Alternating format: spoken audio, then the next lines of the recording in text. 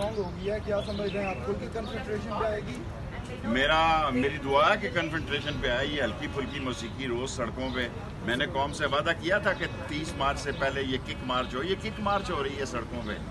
ये देखें मीडिया खेल रहे हैं। अभी कौम को अंदाज़ा नहीं होने दे रहे कि कितने बड़े केसेस और कितनी अरबों रुपए की नवाज शरीफ की करप्शन है, मनी लॉन्ड्रिंग है।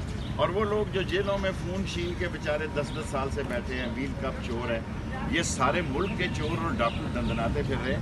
मैं दुआ कर रहा हूँ कि ये कन्फेडरेशन करे ताकि इसको पता लगे कितने 20 का 100 होता है। ये विकेट के दोनों तरफ खेल रहा है। शहबाज शरीफ को बीच में डाला है इन्होंने ताकि वो विकेट के दोनों तरफ खेले, और उसको बड़ा तजर्बा है। इसी तरह वो मुशर्रफ के दौर में भी इसने रास्ता बनाया था, इस दफ़ा नहीं बना सकता। अच्छा शेख साहब, ये बताएं कि आम इंतखाबात में वैसी पैसों की ज़रूरत पड़ती है, तो अभी जो सेनेट में उन्होंने इलेक्शन की वो फरोग की है, तो उन्होंने कोई अच्छा फैसला नहीं किया? सर जी, मैं तो डर गया हूँ पैसों की। हम ये पहले भी खरीदो फरोख्त होती थी, 50 लाख, 1 करोड़, 55 लाख, ये मेरे नोटिस में थे।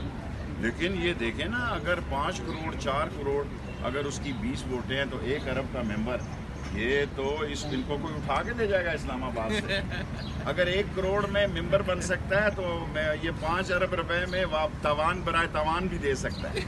सो ये बहुत बुरी हालत है, और इलेक्शन की हल्का बंदियाँ ही मुझे नज़र आ रहा है कि बहुत बड़ी चैलेंज होंगी। हमने तो अपना केस अल्लाह पे छोड़ दिया, अल्लाह हमें कामयाब करे।